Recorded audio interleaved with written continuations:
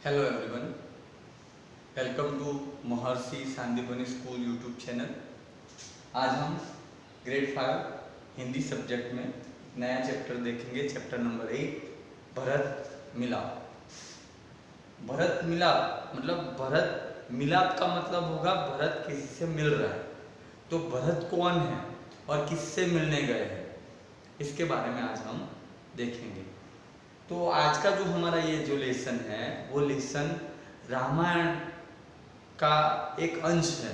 रामायण जो हुई, रामायण में एक प्रसंग ऐसा आता है जब भरत जो है भगवान श्री राम को मिलने के लिए जाते हैं। और ये जो प्रसंग है वन में मिलने के लिए जब भरत जाते हैं, तब जो कुछ भी घटा, जो कुछ भी बना, उसके बारे में हमें इस भरत मिलाप में बताया गया। तो सबसे पहले तो रामायण की कुछ कुछ चीज़ों को हम याद कर लेते हैं, उसके बाद हम स्टार्ट करते हैं हमारा ये लेसन। तो सबसे पहले बात करते हैं कि अयोध्या नाम की नगरी सरयू नदी के किनारे बसी हुई। अब सरयू नदी के किनारे जो अयोध्या नगरी है वहाँ के राजा थे दशरथ। अब दशरथ राजा को 3 पत्नी थी, मतलब 3 बीवियाँ थी। पहली बीवी थी, उनका नाम था कौशल्या, दूसरी बीवी का नाम था कैकेयी और तीसरी बीवी का नाम था सुमित्रा। 3 बीवियां होने के बावजूद भी उन्हें एक भी संतान नहीं थी, मतलब कि दशरथ राजा निसंतान थे। अब होता यह है कि दशरथ राजा को शिकार करने का शौक। तो अर्ली इन द मॉर्निंग, सुबह सुबह वो शिकार के लिए रोज जाते। एक दिन भी ऐसा ही हुआ, वो शिकार के लिए निकले और अचानक सरयू नदी के किनारे कोई जानवर पानी पी रहा हो ऐसी आवाज उन्हें सुनाई दी। उन्होंने उस दिशा में शब्दवेदी बाण नामक बाण छोड़ा। जैसे उन्होंने बाण छोड़ा, वो बाण किसी जानवर की जगह कोई इंसान को लग गया और उसने चिल्लाया जोर से, जैसे उन्हें बाण लगा। दशरथ राजा घबरा कर उस ओर दौड़ चले। देखा तो उनका बाण किसी व्यक्ति को लगा हुआ था। जब वो नजदीक जाकर देखते हैं तो वो श्रवण कुमार थे। श्रवण कुमार ने राजा दशरथ को कहा कि मैंने आपका क्या बिगाड़ा था, आपने मुझे बाण क्यों मारा। दशरथ राजा ने कहा कि मुझे लगा कि कोई जानवर पानी पीने के लिए आया है, इसीलिए मैंने वो बाण शब्दवेदी बाण चलाया। अब श्रवण कुमार जो थे उन्होंने कहा कि मैं तो आपको माफ करता हूँ, आपने गलती से मुझे बाण मारा है, पर मेरे माता पिता आपको माफ नहीं करेंगे। मेरे माता पिता को पानी की प्यास लगी थी, तो पानी पीने के लिए, पानी भरने के लिए आया था। अब श्रवण कुमार ने कहा कि मेरी आखिरी इच्छा है कि ये जो पानी है वो आप मेरे माता पिता को पिला दीजिएगा। और वहां पर श्रवण कुमार अपने प्राण त्याग देते हैं। दशरथ राजा कांपते कांपते जहां पर उनके माता पिता बैठे थे, श्रवण कुमार के माता पिता अंधे थे और श्रवण कुमार उन दोनों को यात्रा करने के लिए निकले थे लेकर। उनकी आंखें नहीं थी, इसलिए श्रवण कुमार जहां जहां जाते उसकी सारी डिटेल उनको बताते और इस तरह से वो लोग यात्रा कर रहे थे। अब जैसे ही दशरथ राजा वहां पर पहुंचते हैं तो माता पिता दोनों पूछते हैं कि आप कौन हो और मेरा श्रवण कहाँ पर है। तब राजा दशरथ जी पूरा वृतांत उनको सुनाते हैं। अब दोनों अपने बेटे को स्वर्गवास हो गया है ऐसा सुनकर दोनों बहुत रोते हैं, बहुत रोते हैं। और उनके पिता जो थे श्रवण जी के, उन्होंने तो दशरथ राजा को श्राप भी दे दिया कि जाओ, आपके 4 पुत्र होंगे, पर जब आप मरोगे तब एक भी पुत्र आपके पास नहीं होगा, ऐसा श्राप दे दिया। और दोनों माता और पिता दोनों श्रवण कुमार के वहां पर अपने प्राण त्याग देते। अब होता यह है कि तीनों सब की अंतिम क्रिया करने के बाद राजा दशरथ घर पर जाते हैं। अब राजा दशरथ पहले तो निसंतान थे, पर ये जो श्रवण कुमार के पिता ने जो श्राप दिया, उस श्राप की वजह से कुछ साल बाद उनके घर में 4 बेटों का जन्म हुआ, जिसमें कौशल्या की कोख से जन्मे भगवान श्री राम, कैकेयी माता की कोख से जन्मे भरत और लास्ट में सुमित्रा माता की कोख से जन्मे भरत और शत्रुघ्न। इस तरह 4 बेटों का जन्म हुआ। चारों बेटों की वजह से पूरी अयोध्या नगरी खुशखुशाल थी।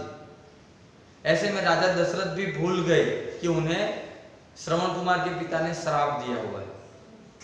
सब अच्छे से चल रहा था। राम, लक्ष्मण, शत्रुघ्न, भरत सब बड़े हो गए। बड़े होने के बाद राजा दशरथ जी ने सोचा कि क्यों ना राम को अब राजा बना दिया जाए, क्योंकि अब मैं बूढ़ा हो रहा हूं। तो अयोध्या की प्रजा भी राम को बहुत चाहती है, मेरा भी राम बहुत प्रिय है, तो हम राम को राजा घोषित करते हैं। अगली सुबह राम का राज्याभिषेक होने वाला था। भगवान श्री राम का राज्याभिषेक होने वाला था, बराबर है। एक और भरत और शत्रुघ्न अपने मामा के घर गए हुए थे, मतलब 2 बेटे तो मामा के घर पे थे। राम और लक्ष्मण यहाँ पर थे। राम लक्ष्मण जो थे वो भगवान राम को राजगद्दी पर बिठाने की सब तैयारी हो चुकी थी और अचानक मंथरा नामक एक दासी कैकेयी माता के कक्ष में जाती है और कैकेयी माता के कान में जहर भर देती है। मतलब कि उनको इस तरह से माइंड डाइवर्ट कर देती है कि माता कैकेयी है वो राम को अपना विरोधी समझ बैठती है। दासी कहती है कि आपको कुछ पता चल रहा है, यदि राम जो राजा बन गया तो भरत को पूरी जिंदगी राम का सेवक बनकर गुजारना पड़ेगा। माता कैकेयी को ये बात बहुत मन में उतर गई और माता कैकेयी अज्ञातवास में चली गई, कोप भवन में चली गई। राजा दशरथ ने आके पूछा। राजा दशरथ में तीनों रानियों में सबसे प्रिय रानी उनको कैकेयी थी। अब राजा दशरथ को पता चला कि कैकेयी माता कोप भवन में चली गई है। कैकेयी माता के पास वो जाते हैं, उनको पूछते हैं कि क्या हुआ। तो माता कैकेयी कहते हैं कि एक बार मैंने आपके प्राण बचाए थे, तब आपने मुझसे 2 वरदान मांगने को कहे थे। राजा दशरथ कहते हैं हाँ मुझे पता है, बोलिए क्या वरदान मांगना चाहते हो आप। तो कैकेयी माता कहते कि जो मांगोगी वो आप दोगे। तो दशरथ राजा कहते हैं हाँ क्यों नहीं, सब कुछ दूंगा। तो माता कैकेयी ने 2 वरदान मांग लिए। पहला वरदान मांगा कि राम को राज्याभिषेक की जगह पर 14 साल वनवास, वो भी साधु वेश में। और दूसरा मांगा कि राम की जगह भरत को राजा बनाया जाए। दोनों वरदान मांगकर राजा दशरथ अचंभित रह गए, आश्चर्यचकित रह गए कि कैकेयी माता आपको पता है कि आप क्या कह रहे हो। माता कैकेयी को राजा दशरथ जी कहते हैं कि आपको पता है कि आप क्या करो, राम को तो आपको सबसे प्यारा है, फिर भी आप राम को वनवास भेजना चाहते हो। माता कैकेयी ने एक भी सुनी नहीं। और जैसे ही भगवान श्री राम को पता चला, भगवान श्री राम ने जिस दिन अयोध्या में उनका राज्याभिषेक था, उसकी अगली रात को वो अपने माता पिता की आज्ञा का पालन करने के लिए वहां से निकल पड़े। राम तैयार होते हैं वनवास के लिए, तब माता सीता भी कहती है कि आप मेरे पति हो तो मैं भी आपके साथ वनवास के लिए चलूंगी। अब ये सुनकर लक्ष्मण जी तो वहां पर थे। लक्ष्मण जी ने भी कहा कि भैया और भाभी यदि आप वनवास जा रहे हो तो आपकी सेवा के लिए एक व्यक्ति तो चाहिए, मैं भी आपके साथ वनवास आऊंगा। इस तरह से राम, लक्ष्मण और सीता तीनों वनवास के लिए निकल पड़ते हैं। अब वनवास के लिए निकल पड़ने के बाद राजा दशरथ जो थे वो बहुत दुखी हो जाते हैं, क्योंकि राम उनको अति प्रिय थे। अब राम के चले जाने से वो बहुत ही रोते हैं, बहुत दुख उनको पहुंचता है। और ये दुख के कारण जो श्रवण कुमार के पिताजी ने जो श्राप दिया था, वो श्राप के अनुसार भरत और शत्रुघ्न अपने मामा के घर पे थे, राम लक्ष्मण वनवास चले गए, मतलब कि उनके चारों बेटे में से कोई भी बेटा उनके पास नहीं था, और इसके कारण राजा दशरथ जी की मृत्यु हो जाती है।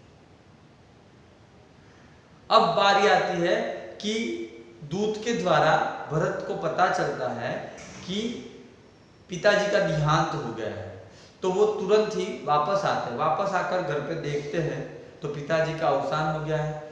उन्हें बाद में पता चलता है कि राम लक्ष्मण और माता सीता तीनों को वनवास जाना पड़ा है, और वनवास जाने की वजह है उनकी माता कैकेयी।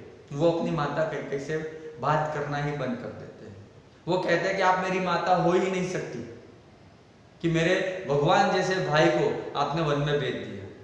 और उसके बाद वो भगवान राम को ढूंढने के लिए जंगलों जंगल घूमते हैं, और एक जगह पर भगवान राम से भरत का मिलन होता है। और ये जो मिलन होता है, यही बात हमें इस भरत मिलाप नाम के जो चैप्टर में बताई गई है।